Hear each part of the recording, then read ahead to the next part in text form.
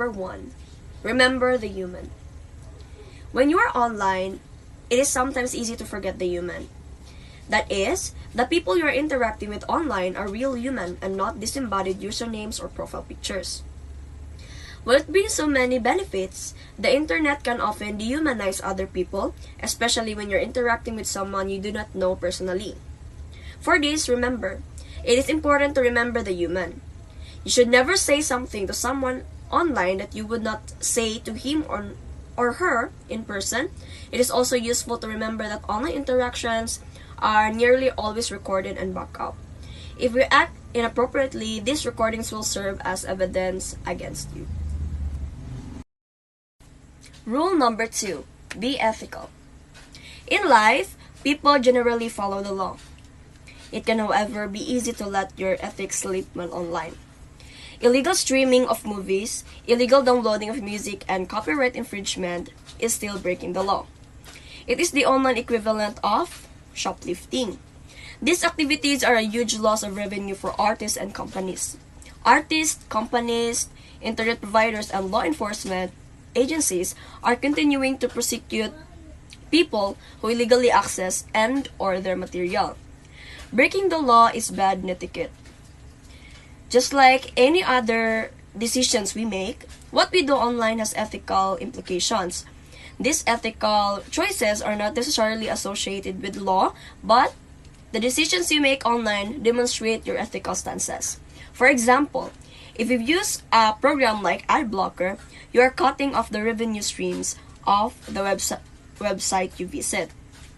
This includes small and independent websites just as much as it affects larger corporations. Think carefully about what kind of digital citizen you want to be.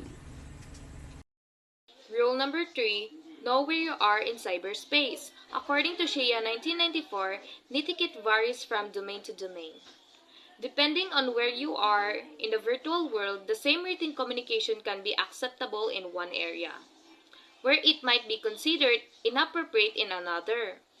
What you text to a friend may not be appropriate in an email to a classmate or colleague. Rule number 4, respect other people's time and bandwidth. Electronic communication takes time.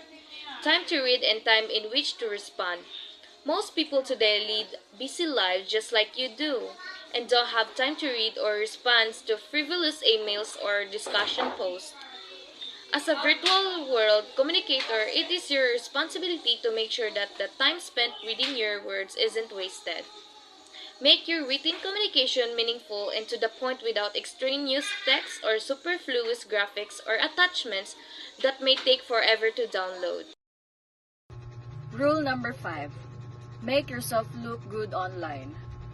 Make sure you are careful with what you share.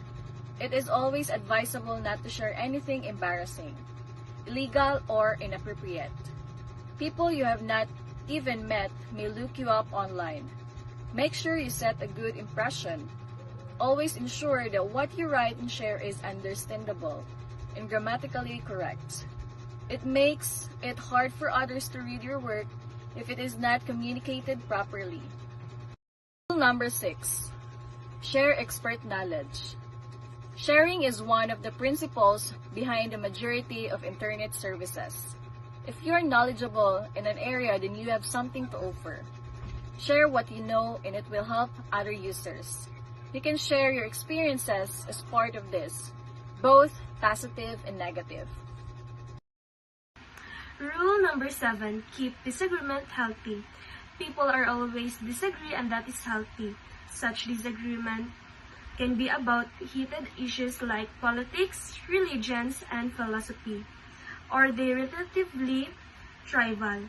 When involved in any such a debate, it is important to be respectful to other people involved. Never reduce the discussion to personal issues and avoid inappropriate language. If you are going to provide negative comments, ensure that they are constructive and useful. Rule number 8, respect others' privacy.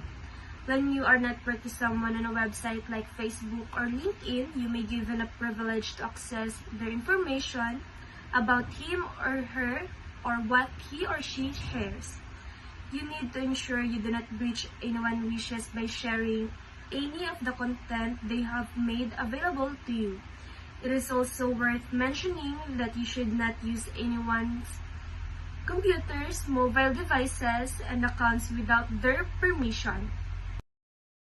Rule number 9. Don't abuse your power.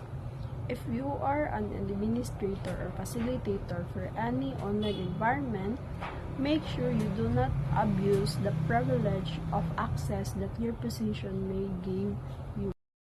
Rule number 10. Be forgiving of other people's mistakes. People will make mistakes when they are new to online environments. Everyone has to start somewhere, so try and be forgiving of others' mistakes.